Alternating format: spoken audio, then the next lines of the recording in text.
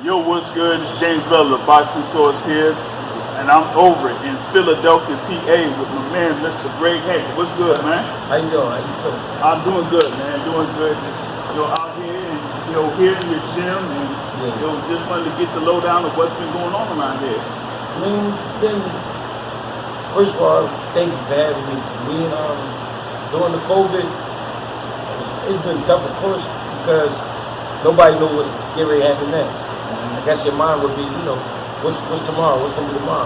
Yeah. So I tried to sit in the house 1 week. I just couldn't do it. I actually felt like I got sick that week, so I had to be in the gym.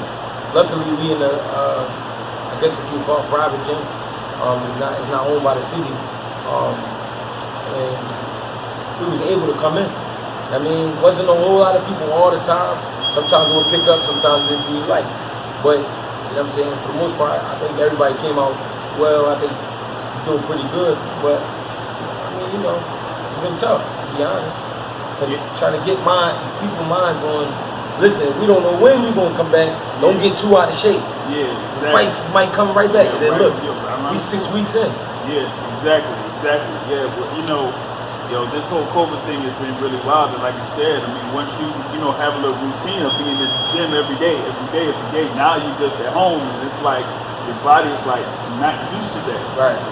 So it's like it's got like a whole other adjustment going on. So once the body is like, nah, I can't take this, I gotta be back in the gym. Yeah. That's what you did. You hit the gym, and everything's been good, but. Like you said, I mean, sometimes, things are up and sometimes things are down. But, in the meantime, having, people coming in and out of here during that time, how has that been like? I mean, it's been okay for me because that's what I feel like that's what my life is in the gym. Mm-hmm. Like I'm in the gym most of the time. So, I don't know, it was normal for me. Like I wasn't afraid like, damn, somebody would come here and cough and give everybody. Mm-hmm. I ain't see it. I didn't think it was gonna be that bad. Mm-hmm. I mean, all right, if somebody do get sick or somebody do come up with it, symptoms or whatever, I think they smart enough to know. All right, I gotta spend a few days in the house, take care of myself. But nobody came in. It's crazy. Yeah, nobody came in with no issues or anything like that. So everything's been good. So during that time, it's been like almost 3 months. It's been pretty much like 3 months. Right. Who has been, coming through here, during that time as far as like preparing and whatnot? I mean, due to COVID, like I said, the city was shut down mostly, I'd probably say like 90%. So we had the likes of Rasheem Jefferson, his team coming down. Coach K came down with Shakur. Michaela Mayer came down for 2 days. Oh, and she actually later on, you know what I'm saying? But that was a little bit of a different situation. But I'm just saying, like, I feel you. I guess it's real. I don't know, but they scheduled her to fight. Yeah. I guess another 4 weeks, 3-4 weeks after that. Mm-hmm. So it's like, how serious is it? Mm-hmm. You know what I mean? So, like just what it was yesterday.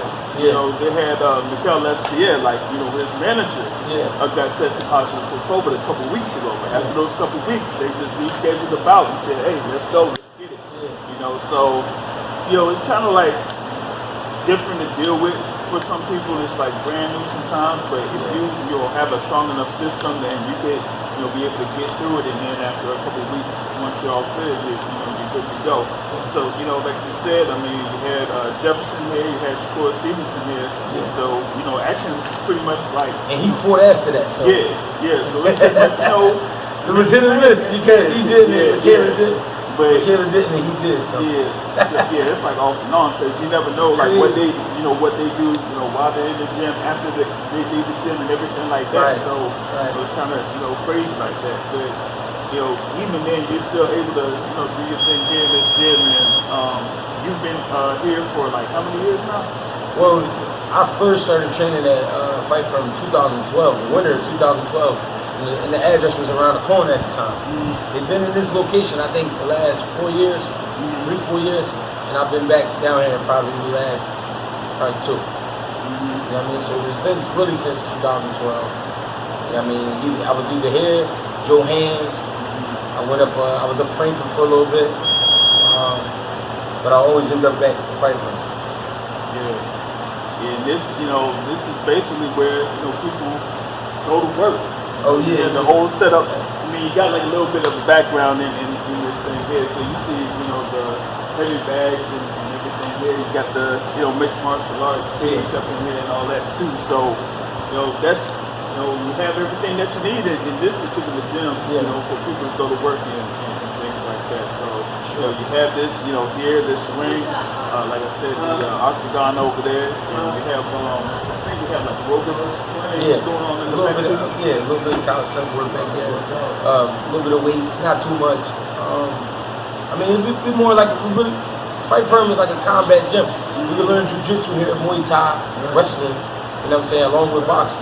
So it's not like a gym where, it's like an LA Fitness where we focus on weights and equipment. It's more like technique, you know what I'm saying? Technique and strategy and working on endurance and everything like that. Speaking of that, being like former boxers and everything like that, seeing people being in training, like what is it that you kind of like try to work on and people the most? I mean, depending on the individual, really doing well.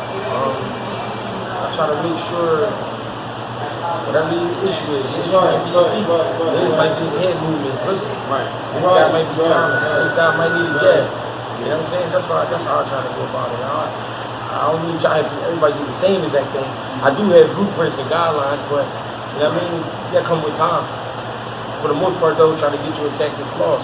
If not, what people don't understand about coaches, I can't make you do something.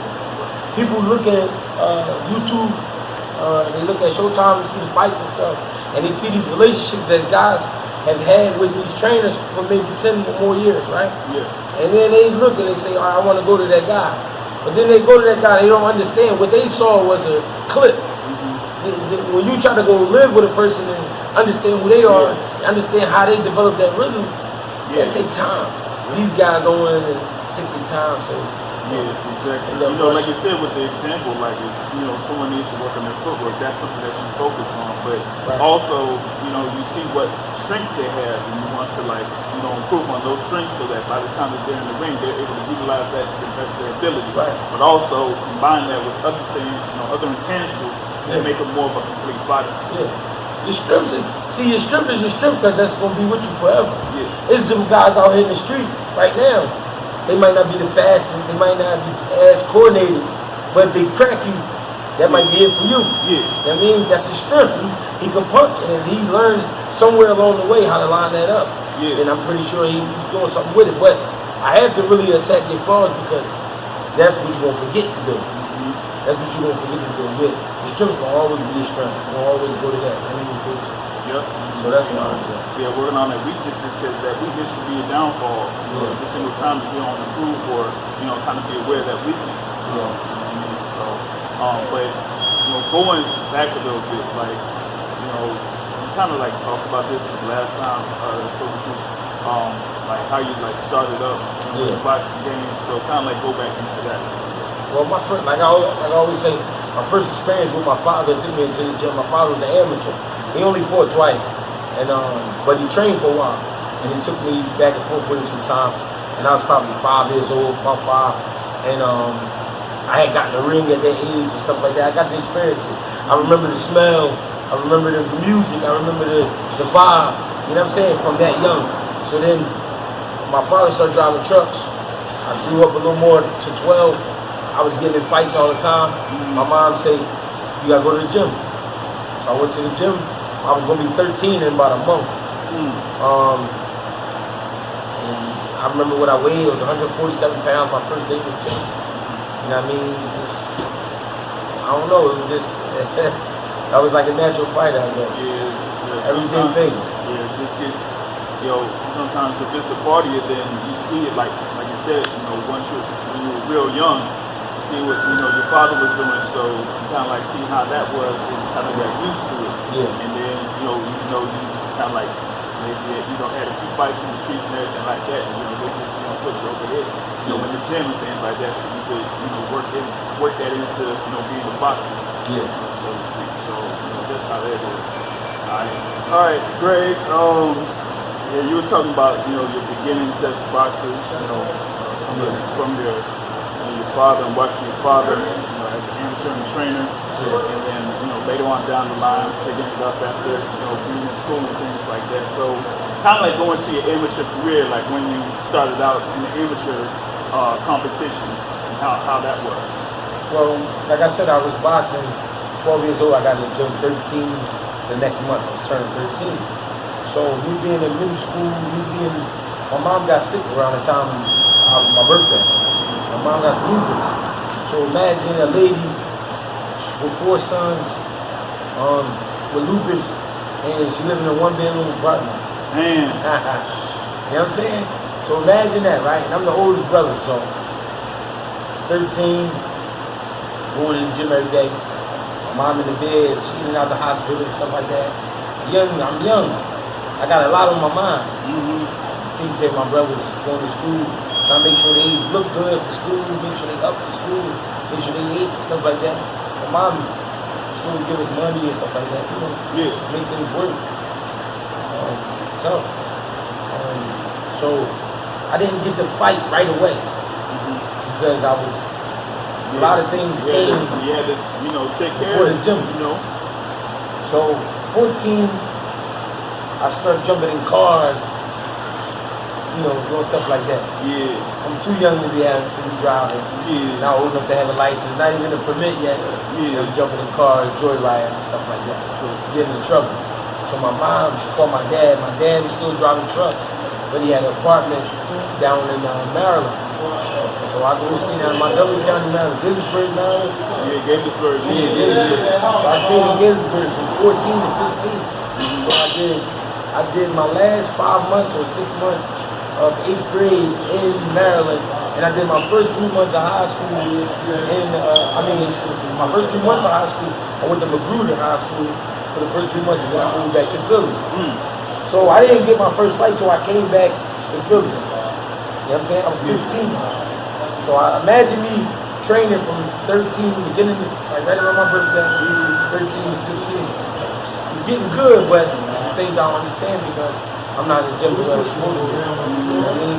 And I'm out here bugging. I'm just trying to be a teenager. Yeah, teenager, man. You know But also, like you said, with your mom's dealing with lupus and having, younger siblings, you basically had to grow up overnight, and take care of them. Yeah. So, doing that, you gotta be, you could be like, 13 or 12, 13, but it's almost like you're 16 to 17 because you got responsibilities with your younger siblings and things like that. But going back and forth from Philly to Maryland and back, then that's a lot to do. So by the time you got completely started in the amateur game, you had to go through all of that first, and then once things got the situation got a little bit better for you, then you were able to get into the ring. It was funny because in Maryland, I went to a gym, Charles Mooney. He was like a bronze medalist back in the day. I think he fought like around 132 pounds, something like that. I trained at his gym for like a month and a half. So I actually got a little bit of training while I was down there. And then I came back, I got back in the gym with my original coach named Marvin Jordan. Said we're gonna fight. So it was a tournament, like a city tournament. And my first fight was at the King Center in North Philadelphia, 22nd Street, and 22nd Cecil B. And I was 15 years old. I fought a kid who was 14, but the kid was bigger than me. The kid weighed, I swear to you, I lie to you not, I was 156 pounds. The kid weighed 172 pounds. They let me fight him because I was older. So back then, at a show, it wasn't a tournament, it was a show. I remember they matched us up. I fought him. I won my first amateur fight, and then my second amateur fight, I fought in the Golden Gloves. Lost my virginity the same day, and I lost that fight.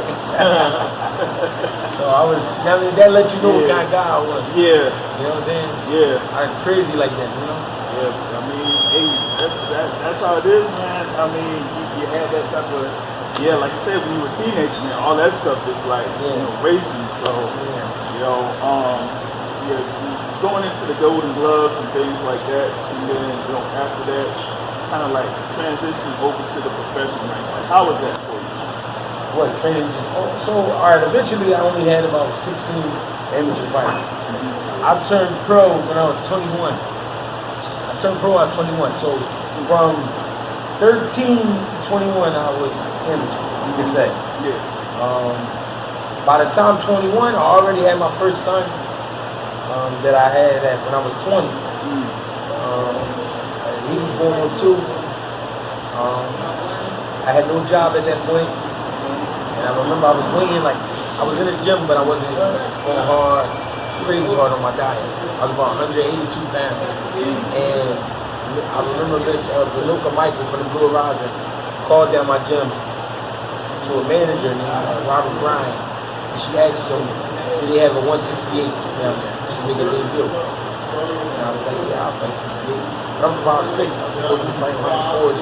Yeah. Only 35, 47 pounds, something like that. So I said, yeah, I'll fight. It was a debut guy from Puerto Rico named Joel De La Paz. 2-week notice. I lost the weight, dropped from 82 to 68. 2 weeks. 4 rounds. Blue Rising, very hot that night, but I was excited. Had fun. Lost on the cards. I was a little mad because I didn't feel like I got beat up or anything, but I understood the guy was a little bigger, more his weight class. Believe it or not, the doctor actually put me on a suspension list. I ended up being suspended for 2 years after my debut. I didn't fight for 2 years after my debut because they said I had a heart murmur. But I ended up going to 3 cardiologists. They all said I was okay. Came back after 2 years. My head is just up and down. It's always an up and down thing with me. Like my mood would be great, then boom, something happens.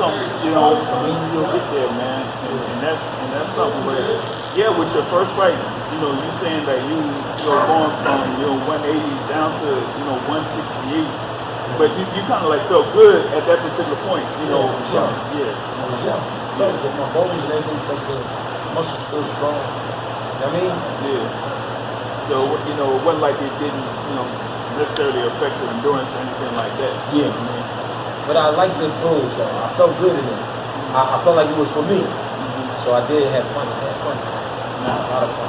Now, after, dealing with the thing for 2 years, still in the gym though, but, not being able to... Well, I wasn't in the gym. Well, couldn't even be in the gym. I wasn't in the gym because, I could be in the gym, but I wasn't in the gym because, like I said, I had a son. Yeah. So, his mother was a lot older than me, 14 years older than me. So, I wasn't getting let off the hook. Oh. You know what I'm saying? So, man, I'm working trash truck jobs. Hey, guys, you know what I'm saying? I'm working anywhere. Hey, you ain't gonna get no breaks. So I'm not in the gym. Oh. You know what I'm saying? Yeah. I blew up to 217 pounds. My first time ever being that big. You know what I'm saying? Come back after the 2 years, I fight again at 68. I had 6 weeks. I dropped from 210 to 168 in 6 weeks. And I fought Morgan Fitch. And about that, man, I ain't even figure out how you do that, man. I'm gonna have to get on that program. For real, I'm gonna have to get on that program. It was crazy back then. Yeah, cause I could do it. I was younger. Yeah. I was younger. Even at this particular point, if I was able to grade 10, 15 in 2 weeks. I mean, it's a boxing diet. You can do it. You can do it. Boxing diet, yeah. You just gotta be strict on yourself. Yep. But you can eat though. You can eat, but you can't go crazy. Yeah. And you can't eat all the potatoes and stuff like that. Sometimes it's I say it's like energy in, energy out. Yeah. You know what I mean? So if I'm gonna put in a lot of stuff in my body, I gotta be able to work hard in order to get all of that off. If not, I'm not have some extra on me. But yeah, going back into that part, like I said, 21 years old, got a kid, young baby. Yeah. And that's all of this. Man. Listen, man, all of this, and I didn't have nobody at home stroking my ego. You know what I'm saying? Yeah. Today, now you got people, families involved. Yeah. So you got their mothers, their fathers, their uncle, cousins. They like, man, you fight this. Yeah, you got a whole. Me, I was always by myself. Yeah. Even though I had a team, I didn't. But we was a bunch of guys who was all doing the same thing. We just trying to survive. You know what I'm saying? Yeah. So I didn't have nobody in my corner every day. You Never even right, pushing you up, or somebody like your husband or anything like that. Yeah. So that's like one rough thing to do, because the peers, like you said, they fight along with you because they trying to stay off the street or anything like that. So that's kind of like definitely a tough road there. But going into like the first few fights, like what do you think was the toughest thing to do other than your first couple of fights? Like say like somewhere around like your 10th to 15th fight, if there was like anything that was like really difficult for you? Well, by that time, by my 10th, 15th fight, I already understood what this was. It's not fair. It's not a fair game. It's not a fair fight. It's not that. It's that whole word promotional company and all of that. Yeah. You know what I mean? All of that stands for something. Yeah. So if you don't have no organization with you, a team, right? They're gonna treat you like a mismatched sock. You end up where you end up. Yep. You know what I'm saying? Yep. I'll wear you when I want to. Yeah. You know what I mean? When I need you, I'm gonna put you on. But it ain't gonna be for your eyes. Yeah.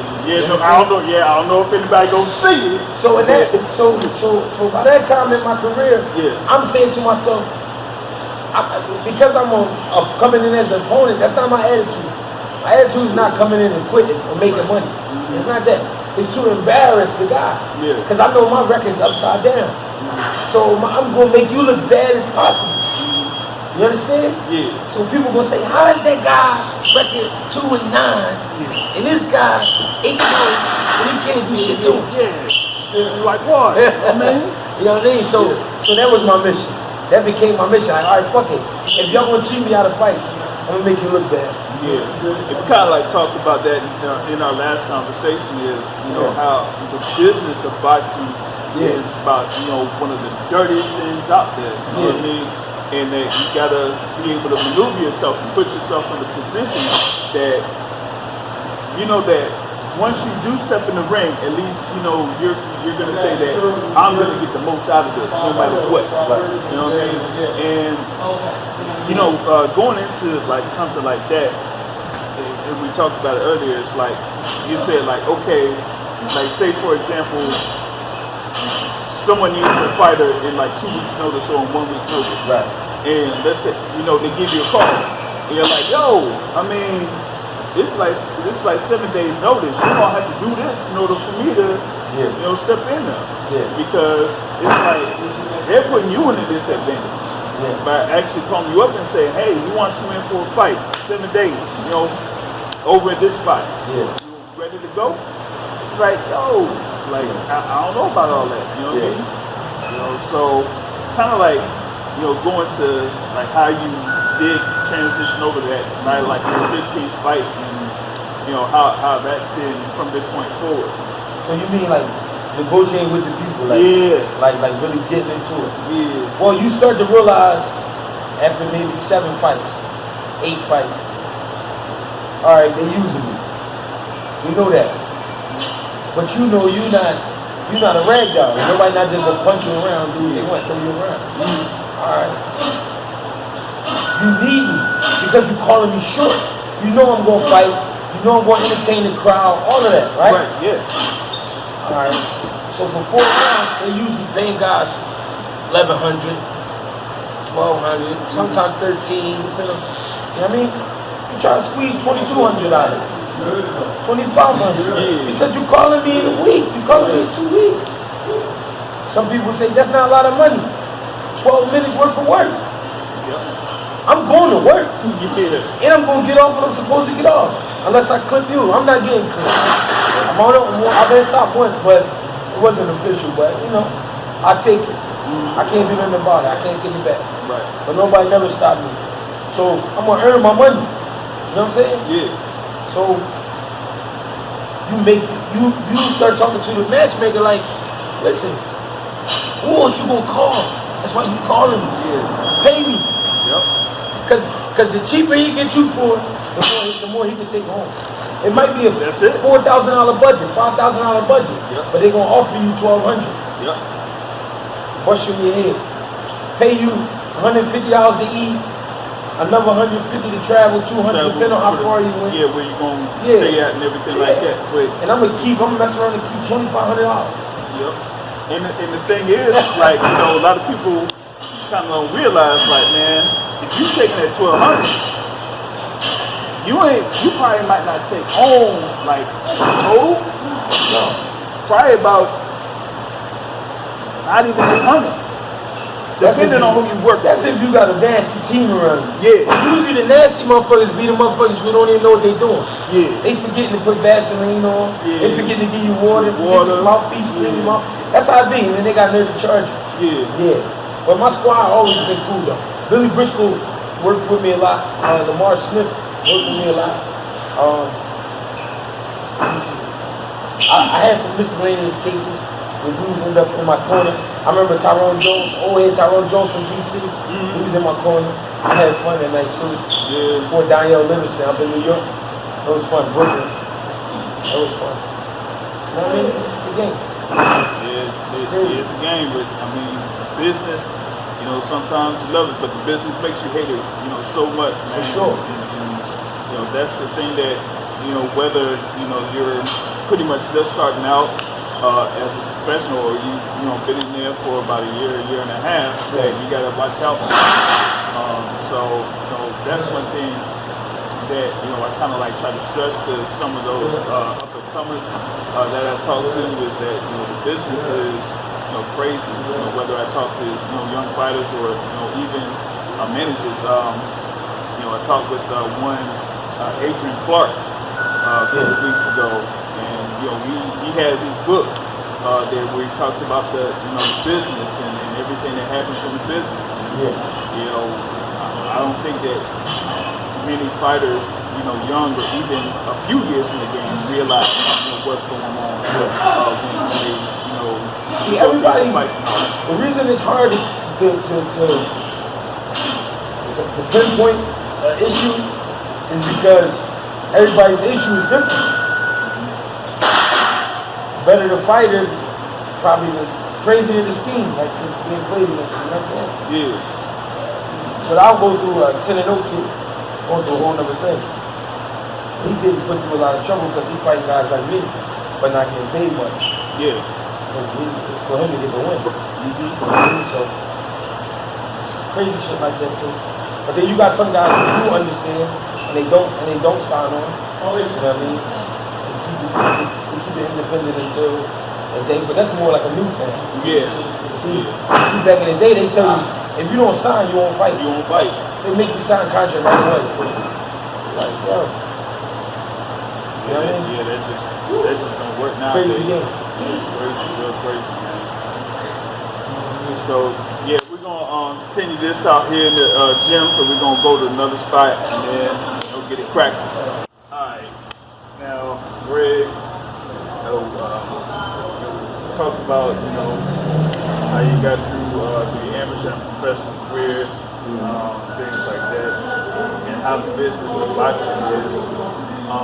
Wanted to like go into that a little bit more, but also go into, you know, this gym a little bit more, because, you know, this is like a very large gym. You know, pretty much do anything you want in this gym. You know, like I said, with the boxing ring, you know, the octagon, and you have fitness classes, aerobics, kickboxing, all that type of stuff around here. So, you know, wanted to get into that a little bit more. Being here in Philadelphia, you know, like I said, for, you know, a good amount of years. So, like, how's it like being part of this gym? I mean, Fight Firm always been equal to me. You know what I mean? Been fair with me. That's why I always end up back here. Good spot. A bunch of good guys is always in there. You know what I mean? Mostly reasonable guys.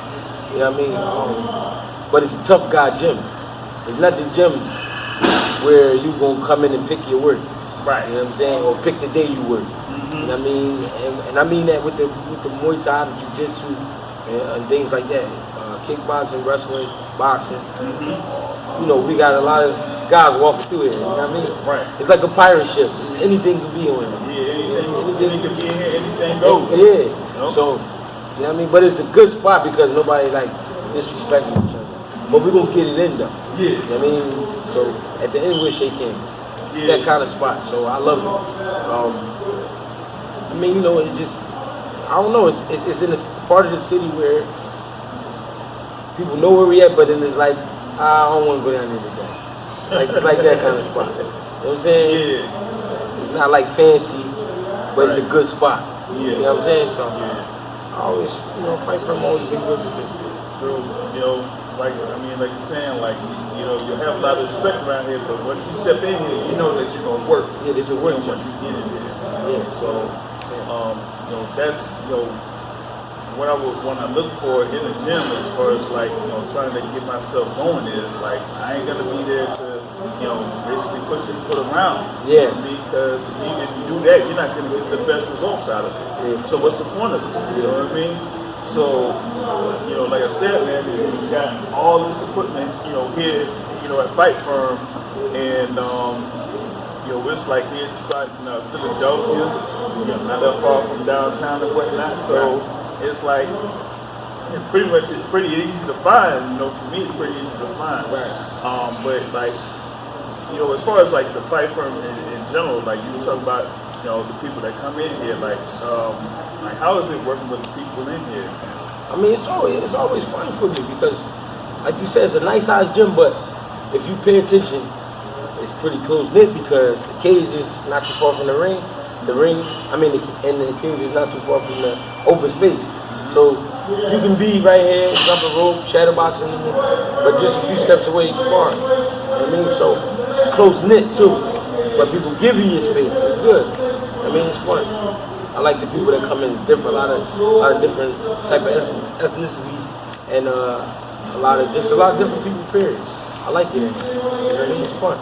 Yep, no doubt. And you know, like you said, I mean, you got all this thing, you got the ring, boxing ring out there with people spar, you know, training and everything like that. And like I said, you're gonna work because I've been in a few gyms and things like that. And, gyms in like this type of atmosphere.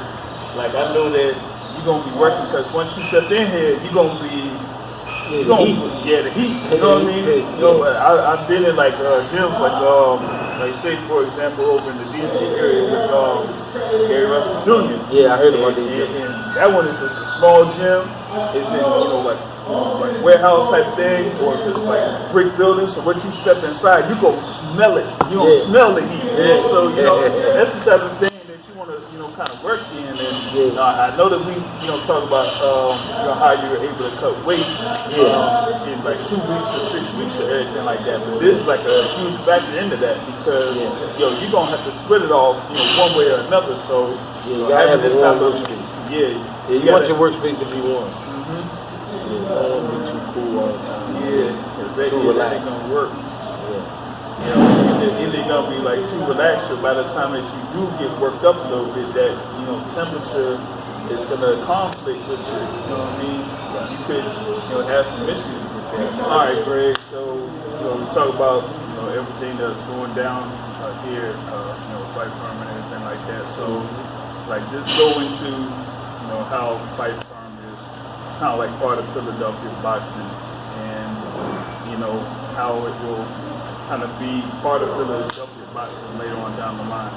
Oh well, what I mean, if everything goes well, this will be one of the most historical gyms the city probably ever saw, because it's a new day in time where it's not so territorial and guys are saying, I won't go down there because of this, I won't go down there because of that. It's the type of place where you are welcome as long as, you keep your cool, do what you're supposed to do, put your work in the room. You know what I mean? So I think it's going to be a great gym. You got some good trainers down here, some good fighters. So, we just continuously growing. You know what I mean? That's all. Just trying to stay focused on combat. That's our main focus. We do have people come down here and do personal training and stuff like that. But in combat, we got to keep that name strong because the gym is named Fight Firm. Yeah, exactly. So how is it Fight Firm? There's no fighting going on. No fight going on. Like, that makes so sense. we got to keep the fighting going on. Yeah, no doubt.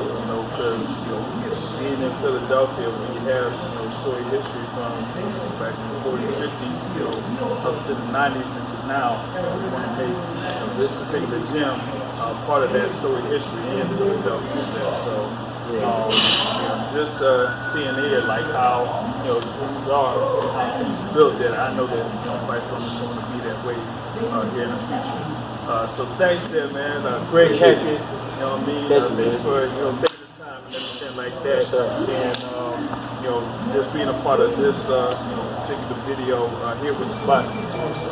So that's what we got here. Greg Hackett, Fight from Philadelphia, PA. We out.